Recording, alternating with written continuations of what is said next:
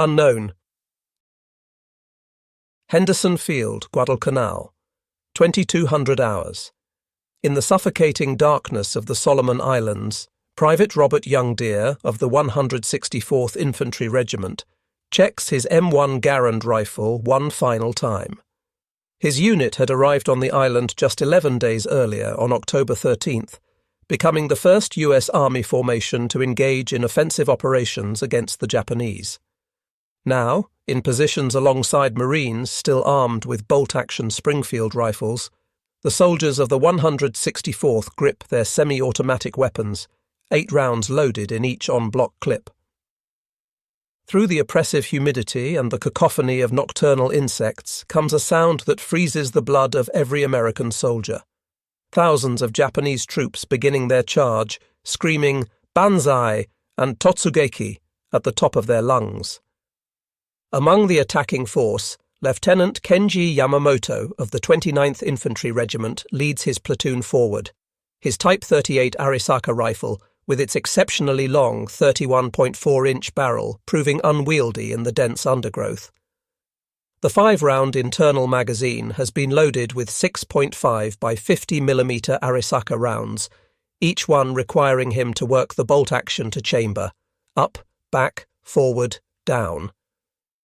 Behind him, some newer troops carry the Type 99 rifle chambered in the more powerful 7.7 by 58mm cartridge, but still bolt action, still limited to 5 rounds before reloading with stripper clips. What happens in the next 12 hours of savage combat will demonstrate why American infantry possessed an overwhelming advantage in firepower that the Japanese never anticipated. The technological gap between the semi-automatic M1 Garand and the bolt-action Arisaka rifles would prove as decisive as any tactical doctrine, revealing how industrial innovation and mass production could determine the outcome of infantry combat in the world's first truly modern war. The battle about to unfold at Henderson Field would showcase a fundamental truth of the Pacific War. While Japanese soldiers displayed extraordinary courage and determination, they were handicapped by rifle technology that belonged to the previous war. The M1 Garand's semi-automatic action, 8-round capacity, and powerful .3006 Springfield cartridge gave American forces a rate of fire and stopping power that Japanese infantry, armed with bolt-action Arisaka rifles, simply could not match. This disparity in small arms capability would be multiplied across thousands of engagements throughout the Pacific theatre, from the steaming jungles of New Guinea to the volcanic ash of Iwo Jima, contributing significantly to the eventual American victory. The M1 Garand emerged from the mind of Canadian-American designer John Cantius Garand, who began work at Springfield Armory in 1919. After 17 years of development, testing and refinement, the US Army officially adopted his design on January 9, 1936, making America the first nation to issue a semi-automatic rifle as standard equipment to its infantry forces. The rifle fired the powerful .3006 Springfield cartridge, launching a 150-grain M2 ball projectile at 2,805 feet per second from its 24-inch barrel, generating 2,656 foot-pounds of muzzle energy. The genius of Garand's design lay in its gas-operated rotating bolt system. A small portion of propellant gas was tapped from a port near the muzzle, driving an operating rod that cycled the action automatically. Each pull of the trigger fired 1 round, with the gas pressure automatically ejecting the spent case and chambering the next round without any manual intervention from the shooter. A trained soldier could accurately fire between 40 and 50 aimed shots per minute, compared to the 15 to 20 rounds per minute achievable with a bolt-action rifle. The 8-round en-bloc clip, inserted from above into the fixed magazine, could be reloaded in under 3 seconds by a practiced rifleman. The development process had not been without challenges. Early prototypes used a primer-actuated system that proved unreliable. The rifle was originally designed for the .276 Pedersen cartridge, but General Douglas MacArthur intervened in 1932, insisting on retention of the .3036 Springfield round to utilize existing ammunition stockpiles. This decision delayed production, but ultimately proved fortuitous, as the powerful .306 cartridge provided excellent long-range performance and stopping power. The Arisaka rifles traced their lineage to Colonel Nariakira Arisaka's original Type 30 design of 1897, developed to replace the inadequate Murata rifles then in service.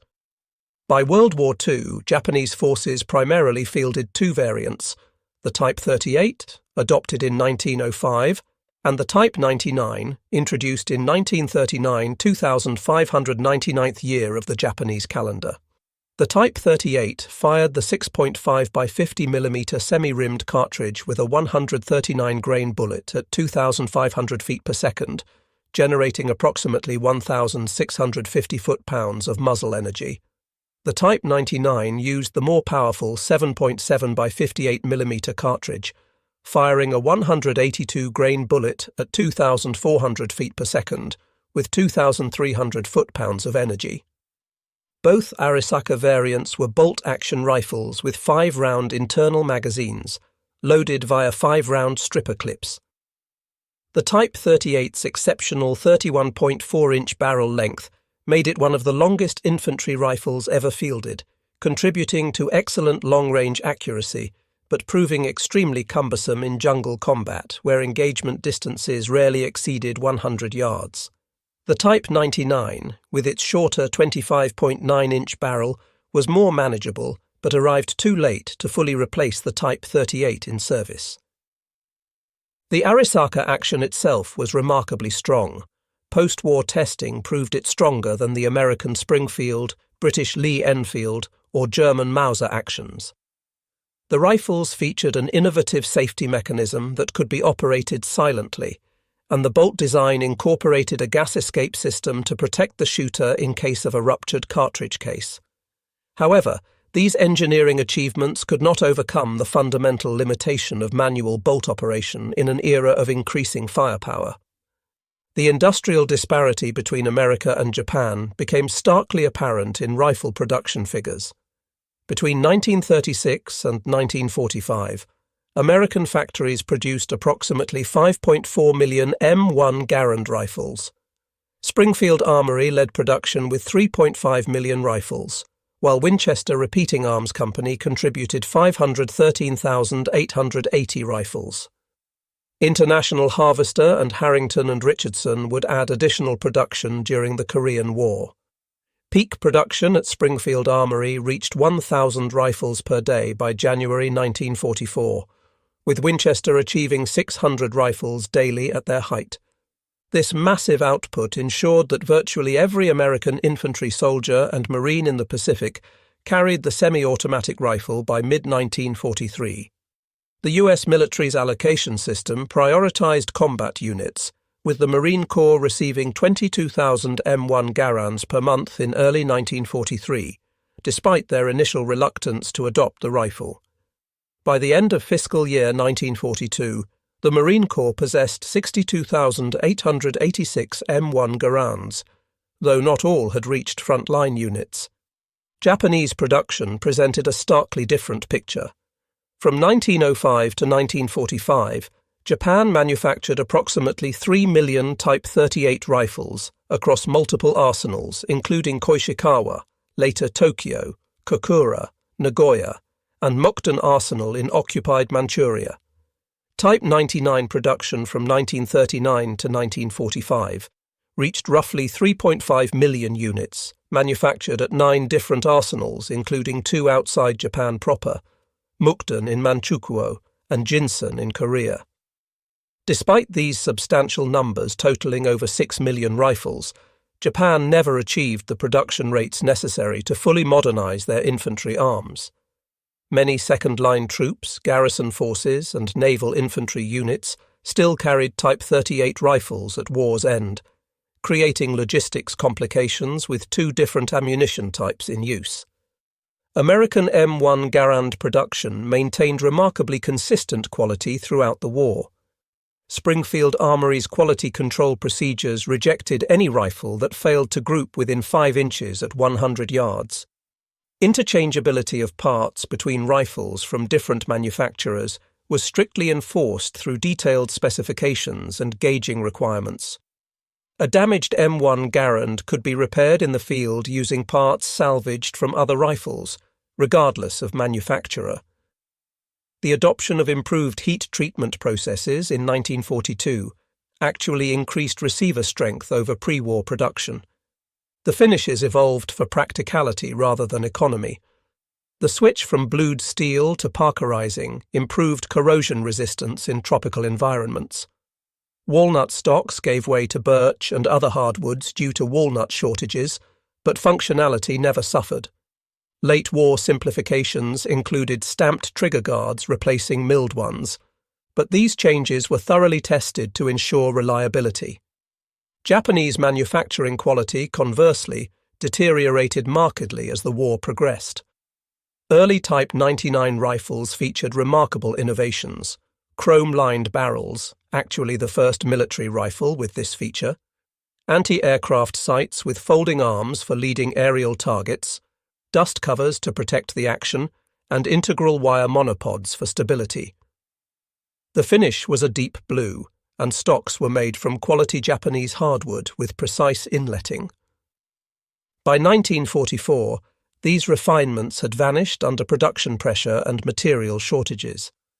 Last-ditch rifles exhibited rough machining marks, simplified fixed rear sights to eliminate the complex ladder sight, wooden butt plates replacing metal, and inferior wood with poor fitting. Some final production rifles lacked even basic finishing, with visible tool marks on all metal surfaces.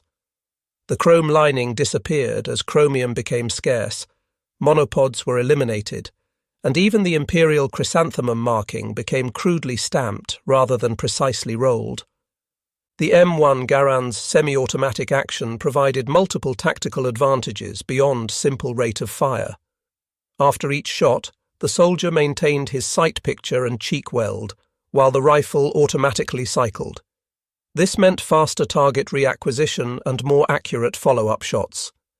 The operating rod, driven by gas pressure tapped near the muzzle, cycled with sufficient force to function reliably even when fouled with mud, sand, volcanic ash, or carbon build-up from extended firing. The N-block clip system, while sometimes criticized for its distinctive ejection ping that allegedly alerted enemies the rifle was empty, actually provided the fastest reload of any contemporary military rifle.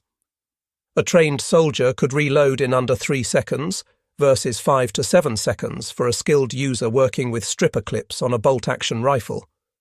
The clip ejection also provided immediate tactile and audible confirmation that the rifle was empty, preventing the confusion that could occur with rifles that didn't indicate an empty magazine.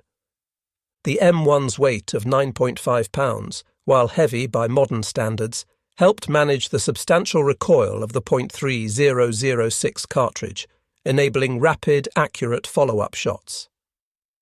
The rifle's length of 43.6 inches was well balanced, with weight distributed between the heavy barrel and solid wood stock. The two-stage military trigger, while not match-grade, provided consistent performance that soldiers could master with training. The Arisaka rifles, despite their robust construction and theoretical accuracy, suffered from inherent limitations of bolt-action operation that became critical in Pacific combat. After each shot, the soldier had to manually cycle the bolt through 4 distinct movements, rotating the bolt handle upward, pulling it fully rearward to extract and eject the spent case, pushing it forward to strip a fresh round from the magazine and chamber it, then rotating the handle down to lock. This process broke the shooter's firing position, disrupted sight alignment, and required 2 to 3 seconds even for a well-trained soldier. The Type 38's extreme length of 50.3 inches made it particularly unsuitable for jungle warfare. Japanese soldiers found the rifle catching on vines, difficult to swing onto targets in dense vegetation, and nearly impossible to use effectively in bunkers or fortified positions. The long barrel, while providing excellent long-range accuracy with minimal bullet drop, was a liability when combat ranges rarely exceeded 100 yards and often occurred at conversational distances. The 5-round magazine capacity meant Japanese soldiers had to reload 60% more often than Americans to fire the same number of rounds. Loading via stripper clips required opening the bolt, positioning the clip correctly, pressing the rounds down into the magazine while withdrawing the clip, then closing the bolt, a process taking 5 to 7 seconds under ideal conditions and much longer under combat stress or in awkward firing positions. The .30-06 Springfield cartridge used by the M1 Garand was already standard throughout the US military for the M1903 Springfield rifle, M1917 Browning machine gun, M1919 Browning machine gun, and Browning automatic rifle.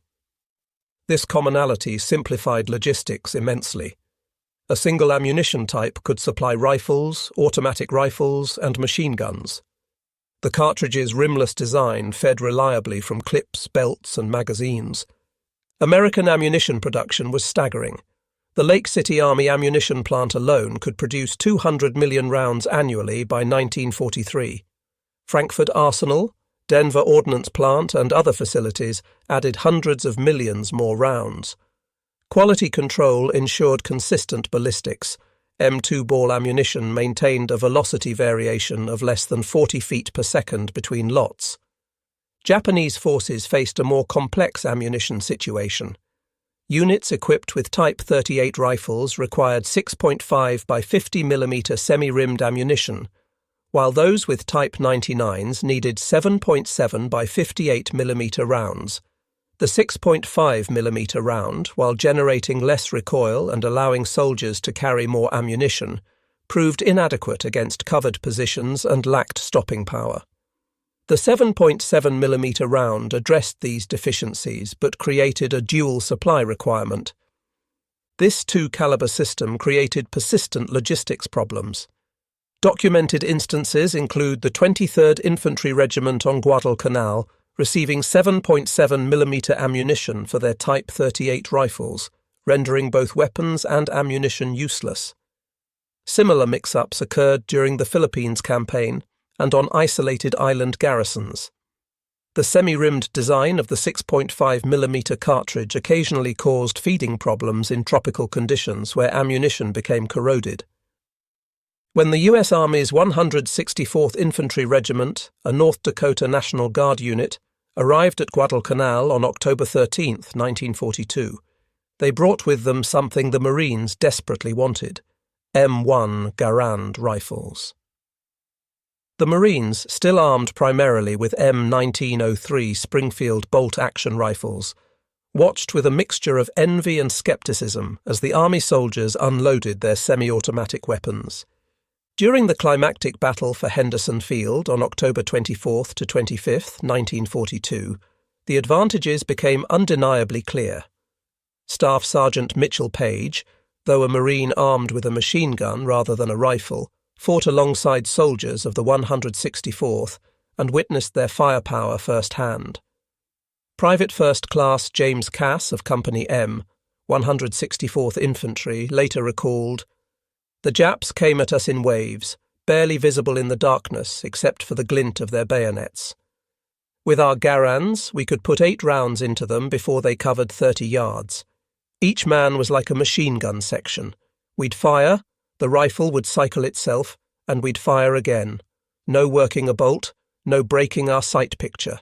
Just squeeze, boom, 8 times before reloading." The 164th companies were fed into the line piecemeal as the Japanese attack developed, reinforcing Marine positions that were beginning to buckle. The devastating semi-automatic fire from the fresh Army troops helped stabilize the line. Colonel Bryant Moore, commanding the 164th, reported that his men expended over 250,000 rounds of 30-caliber 06 ammunition in the 2-day battle. Japanese bodies stacked up in front of positions held by the 164th, many killed by the rapid, accurate fire of M1 Garands. Marine Private Robert Leckie, who would later write the memoir Helmet for My Pillow, observed the Army troops in action. "We thought they were green, these dog faces with their newfangled rifles. But when the Japs charged, those Garands spoke with a voice we'd never heard before. It was like a continuous roar, not the sporadic crack-crack of our Springfields. Sergeant Masao Watanabe of the 29th Infantry Regiment, 2nd Division Sendai, survived the October offensive at Guadalcanal. In his post-war memoir discovered in Japanese military archives, he wrote, "We were told the Americans were soft, that our Yamato spirit would overcome their material advantages. Our officers assured us that one Japanese soldier was worth 10 Americans. But when we charged their lines that October night, it was like running into a wall of lead. Every American soldier seemed to have an automatic weapon. Our Arisaka rifles, which we operated the same way our fathers had in the Russo-Japanese War, felt like antiques. We would fire once, work the bolt while taking cover, then fire again. In that same time, the Americans had already fired 4 or 5 rounds." Watanabe noted that Japanese tactics, developed against Chinese forces, often armed with older weapons or limited ammunition, proved suicidal against American firepower. The banzai charge that had scattered Chinese conscripts melted away before American rifles that never seemed to stop firing. We could not get close enough to use our bayonets. Our supposed advantage in spirit and close combat meant nothing when we were shot down 50 meters from their lines. Lieutenant Hiroshi Takahashi of the 230th Infantry Regiment provided another perspective in a letter found on his body. "The American automatic rifles are devastating. Each soldier can fire as fast as our light machine guns. When we advance, it sounds like we are attacking a position defended entirely by machine guns. Our men fall before they can work their rifle bolts for a second shot." At Cape Gloucester in December 1943, Marines of the 1st Marine Division, now fully equipped with M1 Garands after their earlier experience on Guadalcanal, landed in torrential rain on New Britain. Private First Class Eugene Sledge, author of With the Old Breed, later wrote about the M1's performance in the horrific conditions. "That Garand was the most reliable piece of equipment we had. In rain that came down like waterfalls, in mud that sucked at you like quicksand, that rifle kept firing. The Japs with their bolt actions couldn't match our rate of fire. When they'd try to set up positions in the jungle, we could put so much lead into the trees that leaves would fall like rain." Marine Sergeant John Basilone, who would earn the Medal of Honor on Guadalcanal primarily for his actions with machine guns, also carried an M1 Garand as his personal weapon. He noted, "The Garand gave every Marine the firepower of 3 men with bolt-action rifles. In the jungle, where you might only get a glimpse of the enemy for a second or two, being able to fire multiple shots without working a bolt meant the difference between killing him or him escaping to kill you later." During the Battle of Saipan in June 1944, the largest banzai charge of the Pacific War saw over 3,000 Japanese soldiers assault American lines in a desperate pre-dawn attack on July 7th. Private First Class Harold Agerholm of the 4th Marine Division, armed with his M1 Garand, helped repel the massive assault. Corporal John Miller recalled, "The Japs came at us shoulder to shoulder, screaming like banshees. Our Garands never stopped firing. As fast as we could pull the trigger, we fired. The ping of empty clips ejecting was constant, like some deadly music. The Japs, with their bolt actions, couldn't match our volume of fire. They'd get 1 shot off, maybe 2 if they were lucky, before our semi-autos cut them down." On Peleliu in September 1944, the 1st Marine Division faced Japanese forces who had learned from earlier defeats. Instead of banzai charges, they defended from fortified positions. But even in this defensive role, the bolt-action Arisaka proved inferior. Marine Corporal R.V. Bergin recalled, "When we spotted a Jap position, we could saturate it with rifle fire. 4 or 5 of us with Garands could put 40 rounds into a cave mouth in the time it took them to fire 5 or 6 shots back. We'd keep their heads down while other Marines manoeuvred with flamethrowers or demolitions." American training doctrine for the M1 Garand emphasized exploiting the rifle's semi-automatic capability while maintaining accuracy. At training camps across the United States, Fort Benning, Camp Perry, Fort Ord, and dozens of others, Soldiers spent weeks mastering their rifles. The standard qualification course required engaging targets from 100 to 500 yards, with emphasis on rapid target engagement and smooth trigger control. The Army's Field Manual 23-5, Basic Field Manual, U.S. Rifle, caliber .30 M1, specified that soldiers should achieve a sustained rate of 40 to 50 aimed shots per minute in combat. Training emphasized the sight picture hold, maintaining proper sight alignment between shots since the semi-automatic action didn't require braking position. Soldiers learned to fire, observe impact, adjust, and re-engage quickly, taking full advantage of the M1's capability. Ammunition allocation for training was generous by any standard. Basic trainees fired a minimum of 210 rounds during qualification, with additional ammunition for advanced training. Combat units preparing for deployment often fired thousands of rounds per soldier. This extensive live-fire training built muscle memory and confidence that proved invaluable in combat. The Marine Corps, initially skeptical of the M1 Garand due to concerns about ammunition waste and degradation of marksmanship standards, eventually developed even more intensive training programs. Marine doctrine emphasized accurate volume of fire, not spray and pray, but rapid aimed shots that exploited the M1's semi-automatic action while maintaining the Corps' traditional marksmanship excellence. Japanese marksmanship training, rooted in samurai traditions of precision and discipline, emphasized the philosophy of one shot, one kill, ichigeki hisatsu. This principle reflected both spiritual beliefs about the warrior's focus and the practical limitation of bolt-action rifles. Japanese soldiers underwent extensive training at long range, with the Type 38's exceptional accuracy at distance considered a primary virtue. The Imperial Japanese Army's training manual stated, "The spirit of the attack must be the primary weapon of the infantry. The rifle and bayonet are merely extensions of the warrior's will." This emphasis on spiritual factors over material ones would prove catastrophic against American firepower.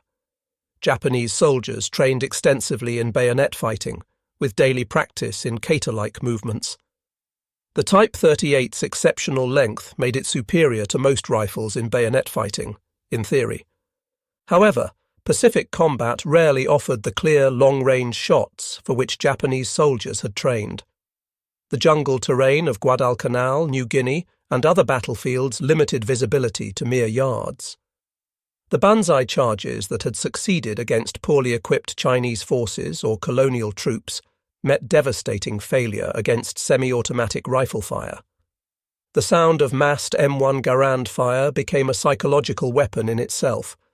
The rapid rhythmic crack of semi-automatic fire, punctuated by the distinctive metallic ping of ejecting clips, had a demoralizing effect on Japanese forces. A captured Japanese training document from 1943 instructed soldiers, "The American automatic rifles create a sound like many machine guns firing." Do not be discouraged by this volume of fire. Remember your spiritual superiority and press forward with determination. However, spiritual superiority proved inadequate against material reality.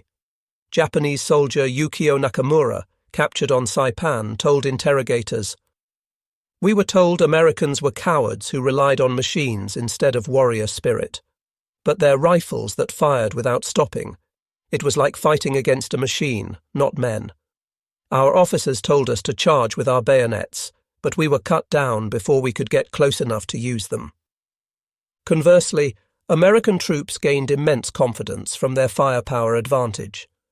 Marine Corporal James Russell recalled, "Knowing you could put 8 rounds downrange as fast as you could pull the trigger, it made you feel invincible. When the Japs charged, you didn't panic. You just started shooting, and kept shooting until they stopped coming, or you heard that ping telling you to reload." At the squad level, the M1 Garand's advantage became even more pronounced.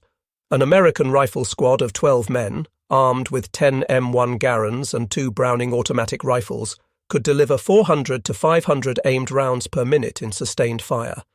A comparable Japanese squad with Arisaka rifles, might manage 150 to 180 rounds per minute, assuming well-trained soldiers managing maximum bolt action speed. This disparity fundamentally altered small unit tactics. American squads could effectively conduct fire and maneuver, with one fire team laying down suppressive fire while another advanced.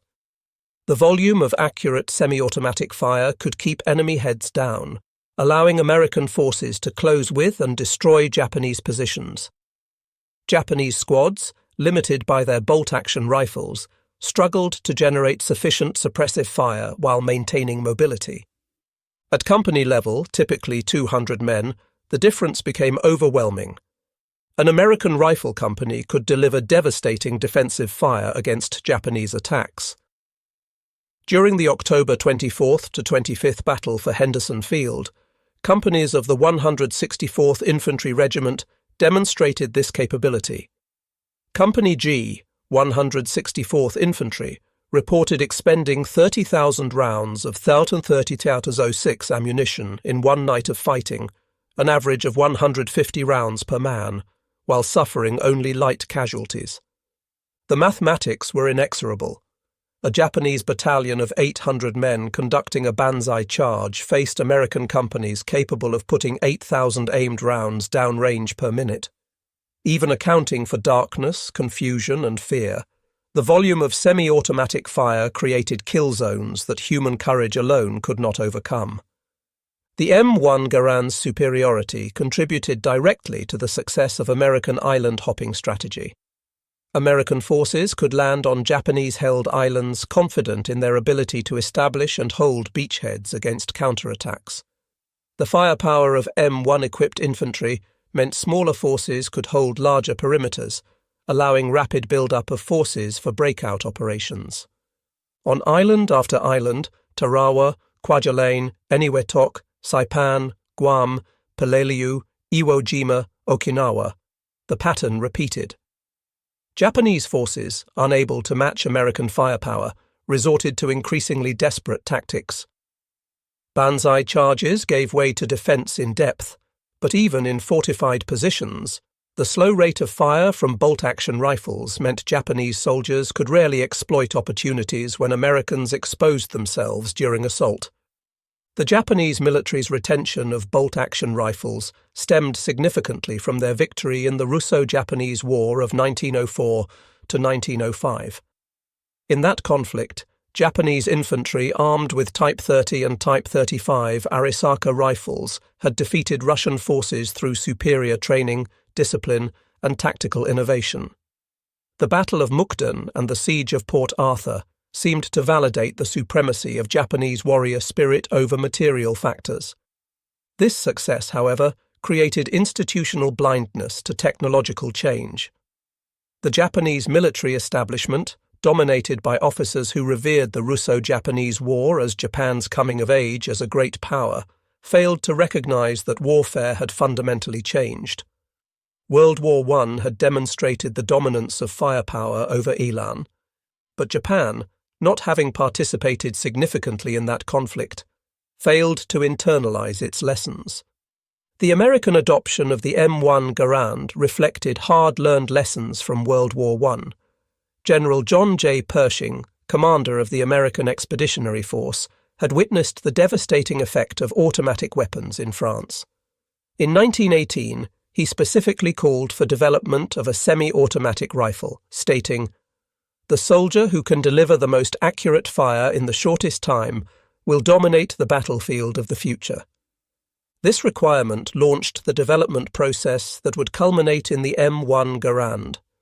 The United States spent nearly 2 decades perfecting the design, conducting extensive trials, and building the industrial infrastructure for mass production.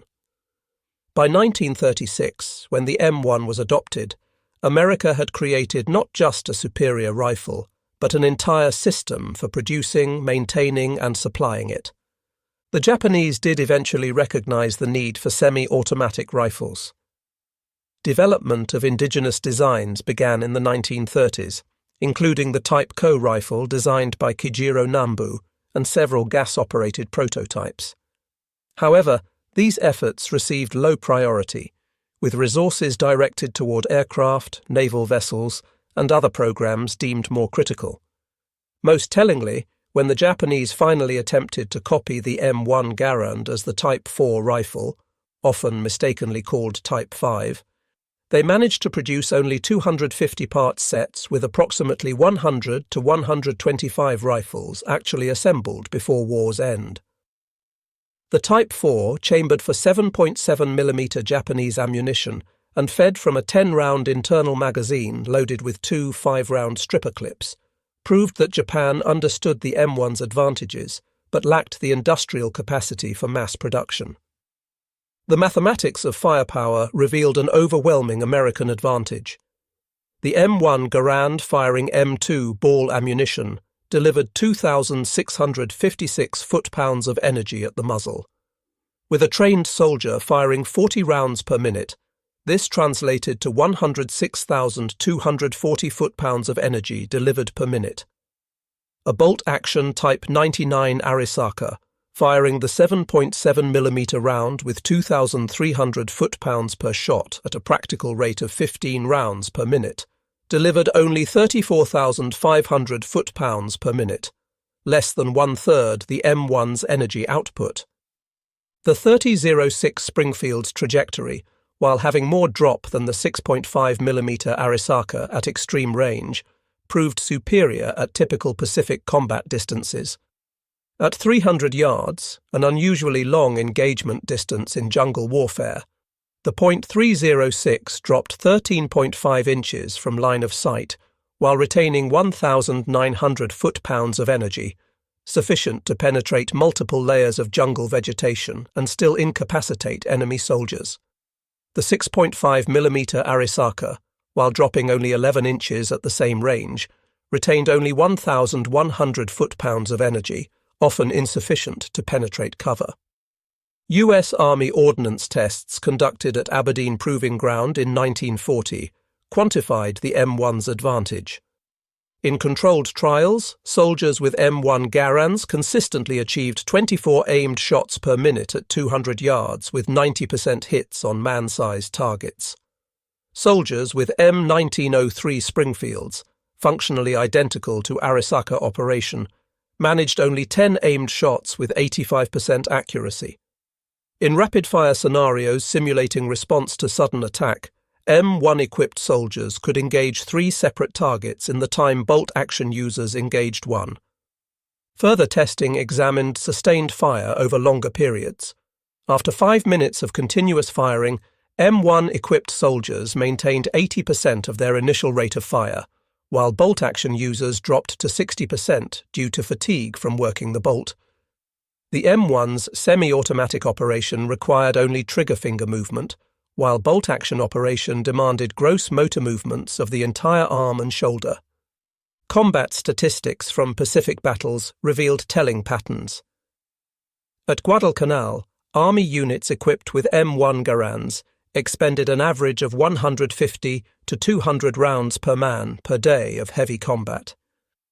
Marine units still equipped with Springfield rifles expended 60 to 80 rounds per man in similar conditions. This didn't represent ammunition waste, but rather the M1's ability to deliver effective fire at fleeting targets. Japanese forces, by comparison, rarely expended more than 40 to 50 rounds per man per day, limited by both ammunition supply and the mechanical constraints of bolt-action operation. Captured Japanese after-action reports frequently cited ammunition shortages, but even when ammunition was available, the slow rate of bolt-action fire limited consumption. Japanese military documents captured throughout the war revealed increasing awareness of American firepower superiority. A report from Lieutenant General Harukichi Hyakutake, commanding the 17th Army on Guadalcanal, stated in November 1942, "Enemy rifle fire has density and accuracy beyond our expectations. Each enemy soldier appears to be armed with an automatic weapon.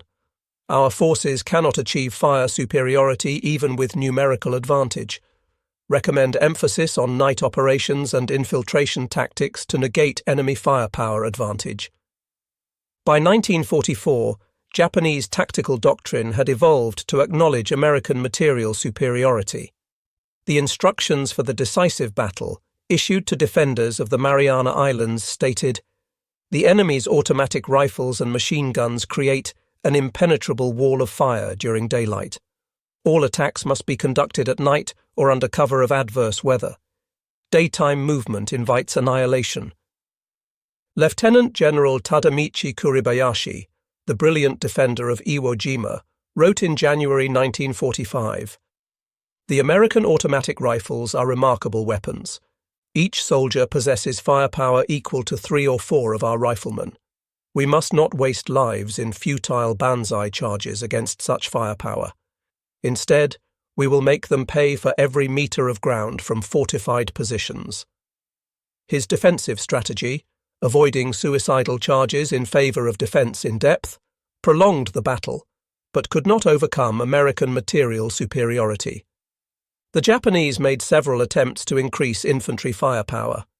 The Type 100 submachine gun, introduced in 1942, was intended to provide automatic fire capability. However, production reached only about 27,000 units by war's end, insufficient to make a strategic difference. The weapon also fired the relatively weak 8mm Nambu pistol cartridge, lacking the range and stopping power needed for Pacific combat. More revealing was the Japanese effort to copy the M1 Garand itself. When American forces captured the Yokosuka Naval Arsenal in 1945, they discovered the Type 4 rifle program. Engineers at Yokosuka had reverse-engineered captured M1 Garands, modifying the design to use Japanese 7.7mm ammunition and feed from a 10-round internal magazine loaded with standard 5-round stripper clips. The Japanese had even improved certain aspects, using a rubber recoil pad and adding a last-round bolt hold-open feature. However, Japanese industry proved incapable of mass-producing this complex design. While they had manufactured parts for approximately 250 rifles, only 100 to 125 had been assembled into complete weapons. The Type 4 program revealed that Japanese military engineers fully understood the M1's advantages, but lacked the industrial infrastructure to produce it in meaningful numbers. Beyond industrial limitations, Japanese military culture resisted emphasizing material factors over spiritual ones. Colonel Masanobu Tsuji, a staff officer who served in multiple theaters, wrote after the war, "We knew the Americans had superior weapons, but to acknowledge this openly would have destroyed troop morale. We had to maintain belief in spiritual superiority, even as our soldiers were mowed down by American automatic weapons." This cultural resistance extended to training. Even as late as 1944, Japanese infantry training emphasized bayonet practice and night infiltration over marksmanship. The official infantry manual devoted 3 pages to rifle marksmanship, but 12 pages to spiritual preparation and bayonet fighting. This imbalance reflected deep-seated beliefs about the nature of warfare that technical realities could not easily overturn. The Battle of Okinawa, April through June 1945, provided the ultimate test of American firepower versus Japanese determination.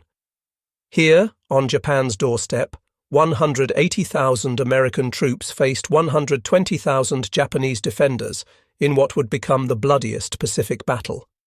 The Japanese, under Lieutenant General Mitsuru Ushijima, had learned from previous defeats. Instead of wasteful banzai charges, they prepared elaborate defensive positions in Okinawa's rocky terrain. Yet even in defense, the limitations of bolt-action rifles proved critical. When American forces advanced, Japanese defenders armed with Arisaka rifles could rarely deliver sufficient volume of fire to stop them. Private First Class Desmond Doss, the conscientious objector medic who would receive the Medal of Honor, later described the sound of American rifles supporting his rescue efforts. "The Garands were firing so fast it sounded like one continuous roar. Our boys could keep Japanese heads down while I went out for wounded. If they'd all had bolt-action rifles like the Japanese, I never could have saved those men." On May 4, 1945, the Japanese launched their only major counter-offensive of the battle.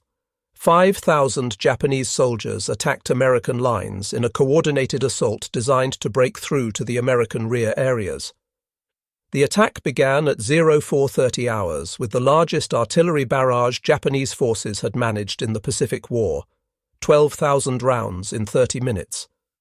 As Japanese infantry emerged from their positions and charged across open ground, they met a wall of American fire. Private First Class Martin Brennan of the 17th Infantry Regiment recalled, "They came at us in waves, but not the wild banzai charges we'd seen before.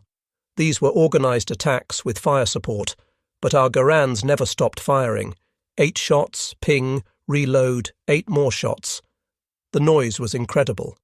The Japanese with their bolt actions would fire once, maybe twice, then our semi-auto fire would cut them down." The attack shattered against American firepower with horrific Japanese losses, 4,000 dead versus 714 American casualties. The rapid fire of thousands of M1 Garands, supported by automatic weapons and artillery, created killing fields where Japanese courage could not overcome material disadvantage. Even when Japanese soldiers reached American lines, the close-range firepower advantage of semi-automatic rifles proved decisive. Sergeant William Manchester, who would later become a renowned historian, fought on Okinawa with the 29th Marines. He wrote, "The M1 rifle was our best friend. In the chaos of close combat, being able to fire 8 times without working a bolt saved countless American lives. I saw Japanese soldiers trying to work their bolt actions while under fire, their hands shaking, fumbling with the mechanism while our boys simply kept pulling triggers." Planning for Operation Downfall, the invasion of Japan scheduled to begin with Operation Olympic in November 1945, assumed the M1 Garand would play a crucial role. Military planners studying casualty rates from Okinawa calculated that American forces would need massive firepower superiority to overcome expected Japanese resistance on the home islands. Production plans called for 500,000 replacement M1 rifles for the operation, with Springfield Armory and Winchester increasing production to a combined 2,000 rifles daily by August 1945. International Harvester was scheduled to begin production at a third facility. The ammunition requirement was staggering. Planners estimated needing 100 million rounds of .306 monthly for rifle use alone, testimony to the volume of fire expected from M1-equipped troops. Intelligence estimates suggested Japanese homeland defense would include 2.5 million Arisaka rifles in military hands, plus millions more distributed to civilian militia units. However, many of these were training rifles, obsolete models, or last-ditch single-shot weapons. The Type 99 substitute standard rifles being produced in 1945 were so crude that American intelligence questioned their safety for the user. American planners calculated that each invasion beach would require suppression of Japanese positions by naval gunfire and aerial bombardment, followed by assault troops whose M1 Garands would provide the volume of fire needed to overcome defenders. Studies of Pacific battles showed that American forces with semi-automatic rifles suffered 40% fewer casualties than projected for troops armed with bolt-action rifles in similar situations.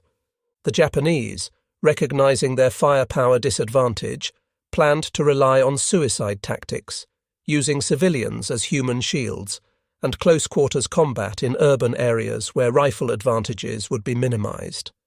Secret Japanese plans discovered after the war revealed desperate measures: bamboo spears for civilians, suicide swimmers with explosive charges, and even programs to spread biological weapons. The Arisaka rifle, once the pride of the Imperial Army, had been relegated to just one component of a desperate defense. The atomic bombings of Hiroshima and Nagasaki ended the war before Operation Downfall commenced. Post-war analysis suggested American casualties could have reached 500,000 to 1 million, with Japanese casualties in the millions. The M1 Garand's firepower advantage would have been crucial, but at a terrible cost in lives on both sides. The M1 Garand's success influenced military rifle development worldwide.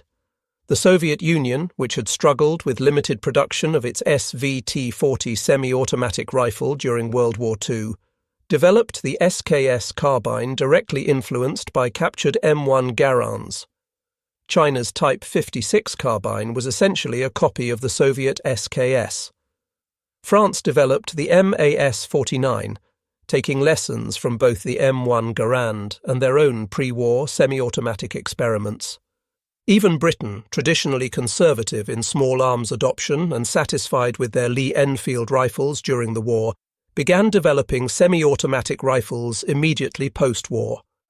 The Belgian FN-49, the Swiss Stu-57, and the Italian BM-59 all reflected lessons learned from America's semi-automatic success in World War II.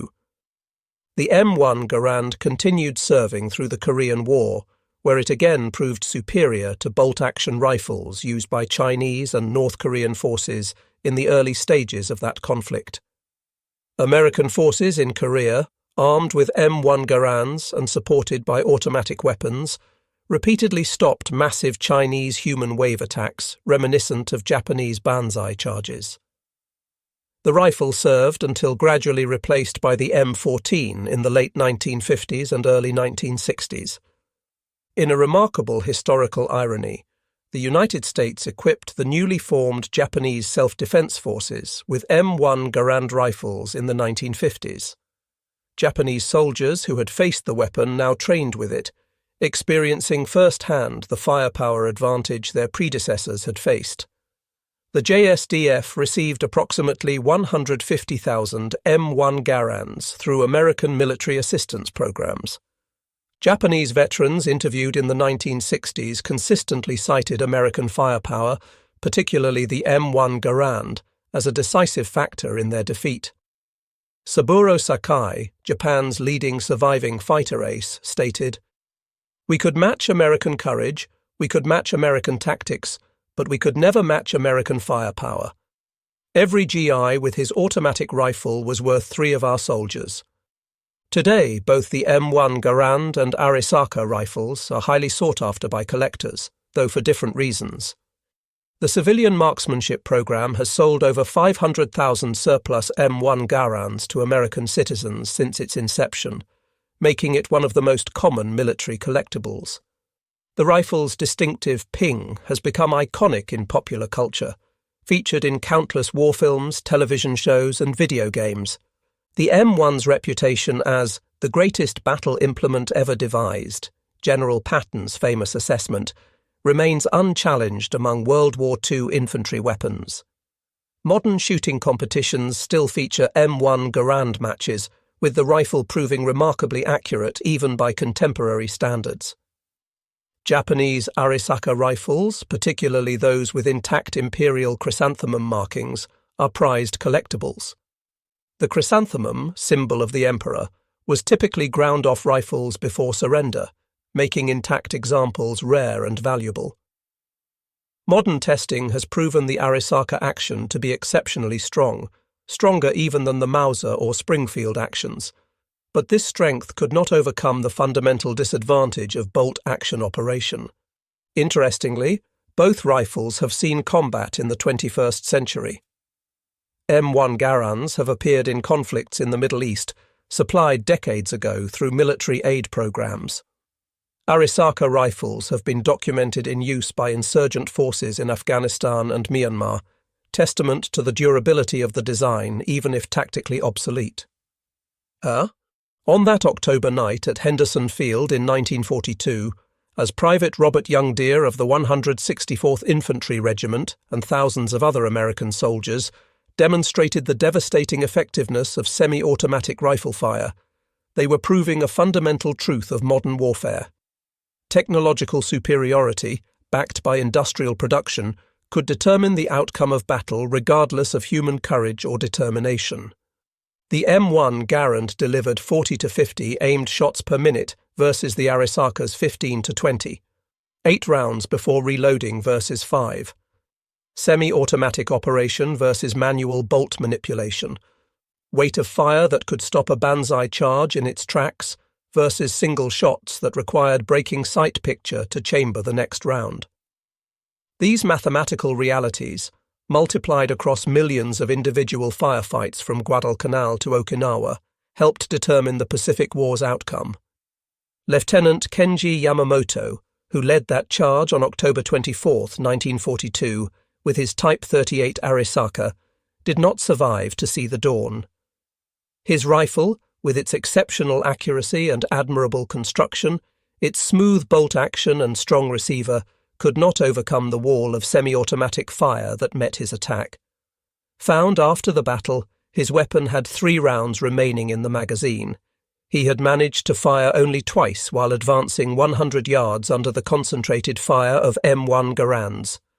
Around him lay dozens of his soldiers, most with full or nearly full magazines in their Arisakas, having been cut down before they could effectively return fire. The story of the M1 Garand versus the Arisaka rifles ultimately tells a larger truth about World War II in the Pacific, that courage and determination, while admirable and necessary, could not overcome the arithmetic of firepower. The United States had produced 5.4 million M1 Garands by war's end, ensuring that virtually every American rifleman possessed semi-automatic firepower. Japan, despite producing over 6.5 million rifles total, never escaped the technological constraints of bolt-action operation, never could match the volume of aimed fire that semi-automatic rifles produced. General George S. Patton's assessment of the M1 Garand as the greatest battle implement ever devised was not hyperbole, but mathematical fact. From the steaming jungles of Guadalcanal, where the rifle first proved its worth in American Army hands, to the volcanic ash of Iwo Jima, where Marines used it to break Japanese strongpoints, from the monsoon-soaked horror of Cape Gloucester to the desperate urban combat anticipated for Japan itself, the M1 Garand proved itself as more than just a rifle. It was a war-winning weapon that gave American forces a decisive edge in the most brutal theatre of the world's most terrible war. The distinctive ping of an ejecting en bloc clip became the sound of American victory in the Pacific, a sound that meant 8 enemy soldiers would never reach American lines, a sound that meant another Japanese position had been suppressed, another island secured, another step taken toward Tokyo Bay. Against it, the bolt-action Arisaka, for all its virtues of strength and accuracy, was simply fighting the last war with the last war's technology. In the final analysis, the Pacific War was won not by any single weapon or battle, but by the cumulative effect of American industrial might and technological superiority. The M1 Garand stood as perhaps the most visible symbol of this advantage at the individual soldier level. Every GI or Marine with an M1 possessed the firepower of 3 enemy soldiers, an advantage that no amount of spiritual training or warrior tradition could overcome. The Japanese soldier, brave as he was, dedicated as he was, skilled as he was, could work his rifle bolt only so fast. And in modern war, rate of fire multiplied by accuracy equaled survival. The Arisaka rifles now rest in museums and private collections, respected for their quality and historical significance. The M1 Garand likewise has passed into history, though many still function perfectly on rifle ranges across America. But in their time, in the desperate struggle across the Pacific, one was clearly superior to the other.